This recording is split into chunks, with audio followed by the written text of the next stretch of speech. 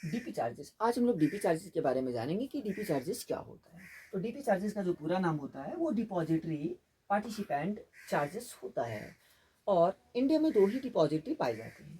पहला जो होता है वो सीडीएसएल होता है और एनएसडीएल होता है। देखिए, ब्रोकर का कोई काम नहीं होता। ब्रोकर जो है एक माध्यम है। ब्रोकर के माध्यम से हम लोग अकाउंट ओपन कर सकते हैं, ट्रेडिंग कर सकते हैं, इन्वेस्टिंग कर सकते हैं। वो एक माध्यम है, लेकिन वो ब्रोकर ये सीडीएसएल या फिर एनएसडीएल से लिंक होता है। और जब भी हम ब्रोकर के माध्यम से शेयर को खरीदते हैं तो वो शेयर एक दिन के बाद जाके जो क्रेडिट होता है वो या तो सीडीएसएल या एनएसडीएल के पास जाके क्रेडिट होता है। इसे सिंपल सी भाषा में समझिए कि सीडीएसएल और एनएसडीएल का काम क्या है। देखिए, जब भी आप कोई सामान गिरवी रखते हैं तो आप जिसको जानते हैं उसी के घर में जाके रखते हैं। इसलिए रखते हैं कि मेरा सामान सुरक्षित रह जाए। हाँ, उसके बदले में वो कुछ पैसा आपसे लेता है, वसूलता है। उसी तरह से सीडीएसएल और एनएसडीएल का काम है। ब्रोकर के माध्यम से हम लोग शेयर को खरीदते हैं, लेकिन एक दिन के बाद वो शेयर जाके जो क्रेडिट होता है, जमा होता है, वो यही आपका जो सीडीएसएल है एनएसडीएल के पास जमा होता है। जो ब्रोकर जिसमें भी लिंक होगा, या तो सीडीएसएल में अगर होगा तो आपका शेयर सीडीएसएल के पास जाके क्रेडिट होगा।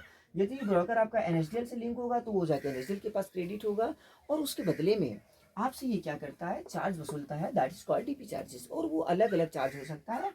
देखिए, इसका काम ही है कि आपका जो शेयर है वो सुरक्षित रखता है। मान लीजिए कि ब्रोकर के माध्यम से आप शेयर को खरीदे और खरीदने के बाद हो सकता है कि वो ब्रोकर का क्या ठिकाना, वो भाग जाए, बंद हो जाए, तो फिर आप अपने शेयर्स का एक्सेस कैसे कर पाएंगे। तो सीडीएसएल एनएसडीएल के पास जब जमा होता है जाके, तो आप डायरेक्ट इसके माध्यम से भी आप अपने शेयर्स का एक्सेस कर पाएंगे। तो ये जो है ना, वो आपके शेयर्स को सुरक्षित रखता है, आपका कहीं जाने वाला नहीं है।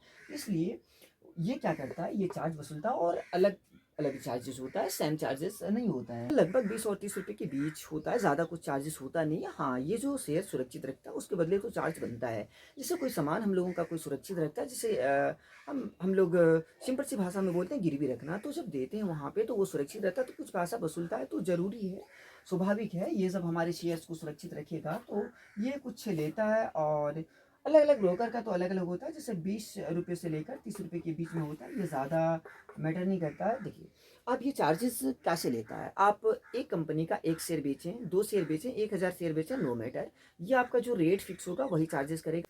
हाँ, यदि आप अलग अलग कंपनी का शेयर्स सेम डे ही यदि सेल करते हैं तो अलग अलग कंपनी का आपको अलग अलग देना होगा। मीन्स आपका जो रेट है वो रेट अलग अलग कंपनी पे अप्लाई होगा, सभी कंपनियों पे अप्लाई होगा। अब ये जो चार्जेस है वो किस आधार पे लगता है। देखिए, मान लीजिए कि एक कंपनी एबीसी, एबीसी लिमिटेड एक कंपनी है। और ये क्या कि आप कभी खरीदे थे और इसको आप बेचने के लिए जा रहे हैं, तो जब इसको बेचेंगे तो जो इसका चार्जेस होगा वो आपका देना होगा। जैसे 20 रुपये से 30 रुपये के आसपास होता है, तो जो भी चार्ज होगा उसको पे करना होगा।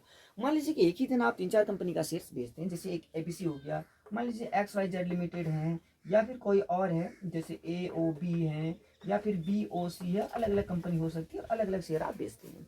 तो जो बेचते हैं तो इस पे भी देना होगा, इस पे भी देना होगा, इस पे भी देना होगा, इस पे देना, हर एक कंपनी पे आपको पे करना होगा। तो डीपी चार्जेस ऐसे लिया जाता है। एक कंपनी का यदि आप एक बेचें, 1000 बेचें, 1 लाख शेयर बेचें, नो मैटर, उस पर आपको उतना ही देना होगा। यदि अलग अलग कंपनी का बेचते हैं, चाहे एक बेचें, 100 बेचें, लाख बेचें, तो वो अलग अलग कंपनियों पे आपको डीपी चार्जेस देना होगा।